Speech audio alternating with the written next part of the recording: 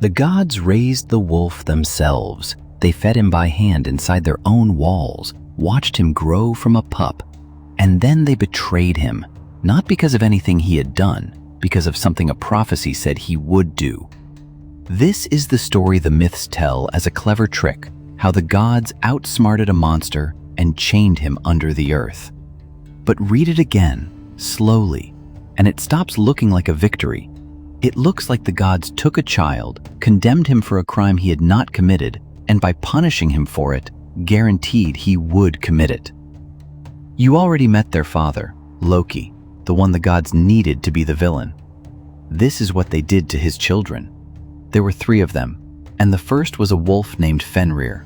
Their mother was a giantess called Angerboda from the Iron Woods east of everything.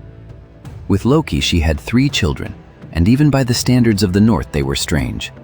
A wolf, a serpent, and a girl who was living on one side of her body and a corpse on the other. The gods might have left them in the east and forgotten them.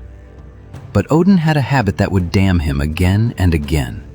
He went looking for the future. And the wise ones told him that these 3 children of Loki would be there at the end of the world, on the day the gods died. That one of them, the wolf, would be the death of Odin himself. So Odin did not wait to see if it was true. He had the children brought to him. The serpent he threw into the sea. The girl he cast down into the cold to rule the dead. We will come back to both of them. But the wolf he decided to keep close. Keep your enemies where you can watch them. That was the first mistake. So Fenrir grew up in Asgard, among the very gods who were afraid of him. And here is the detail the story almost hides. At first, he was just an animal, a pup. He had done nothing. But he grew. Faster than a wolf should, bigger than any wolf had ever been. Every day he was larger, and every day the gods watched him and remembered what the prophecy said. And every day they were more afraid. None of them would go near him, except one. Tyr, the god of war, the most honorable of them all, was the only one with the courage to feed him. Day after day, it was Tyr's hand that brought the wolf his meat. Fenrir knew that hand, trusted it. Remember that, it matters. Because the bigger Fenrir got, the more the gods agreed among themselves that something had to be done. They could not kill him, not there, in the sacred ground of Asgard, where they had taken him in. So they decided to do something they told themselves was cleaner. They would bind him. Chain the wolf, and the prophecy could never come true. They just had to get the chains on him without him noticing what they were for. So they turned it into a game. They brought out a heavy iron fetter called lading and, laughing, dared the wolf to prove his strength. Fenrir looked at it, let them bind him, and snapped it the moment he flexed. The gods cheered. Well done. They came back with a second chain, Dromi, twice as strong. Fenrir was warier now, but his pride was up, and a beast that breaks its chains gets a name for it. He let them bind him again. This one took a real effort, but it burst, iron flying so hard it cracked the ground. More cheering, what a wolf. And Fenrir believed them. That was the trap. 2 chains broken in front of an admiring crowd, and he thought this was a contest he kept winning. Then the gods sent down into the earth, to the dwarves, and asked for something that could not be broken. What they brought back did not look like a chain at all. It was a ribbon, soft, smooth, light as a silk cord, made from 6 things that do not exist. The sound of a cat's footfall, the beard of a woman, the roots of a mountain, the breath of a fish, the sinews of a bear, the spittle of a bird.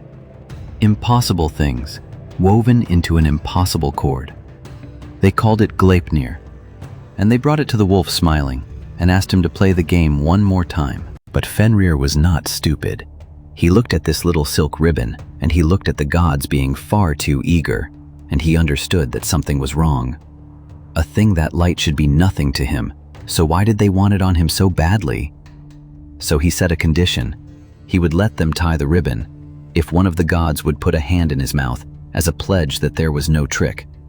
If it was fair, they lost nothing. If it was a trap, they lost a hand. Silence. Not one of the gods would do it. They stood there, all of them, having planned this betrayal together, and not one was willing to pay for it. Except Tyr, the one who had fed him, the one hand the wolf trusted. Tyr stepped forward and laid his right hand between those jaws, knowing exactly what it would cost. They tied the ribbon. Fenrir strained, and the more he fought it, the tighter Gleipnir held. The impossible cord did not break.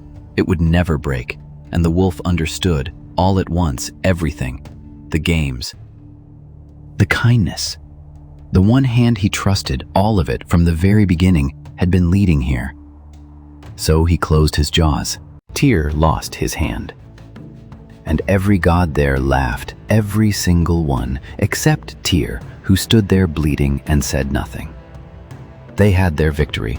They dragged the bound wolf to a rock a mile down in the earth, ran the cord through the stone, and when Fenrir opened his jaws to tear at them, they jammed a sword upright in his mouth, hilt in the lower jaw, point in the roof, so he could not close it. He howled. The drool ran from his open mouth and became a river, and there they left him, screaming, bound until the end of the world. Now stand back and look at what actually happened.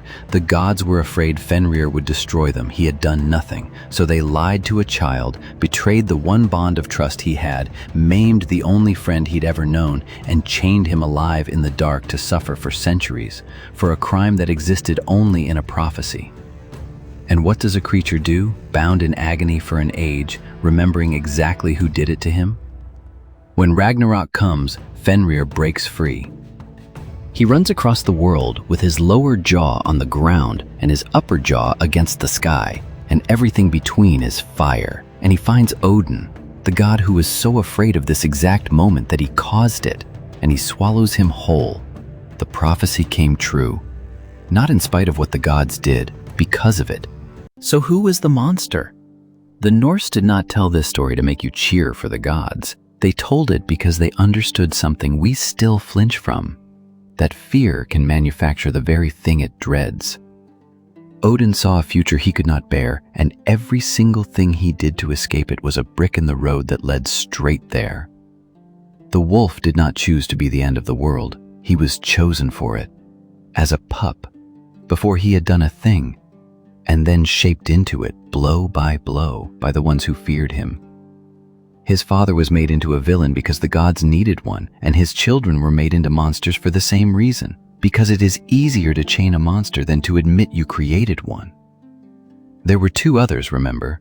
The gods dealt with them the same way, on the same day.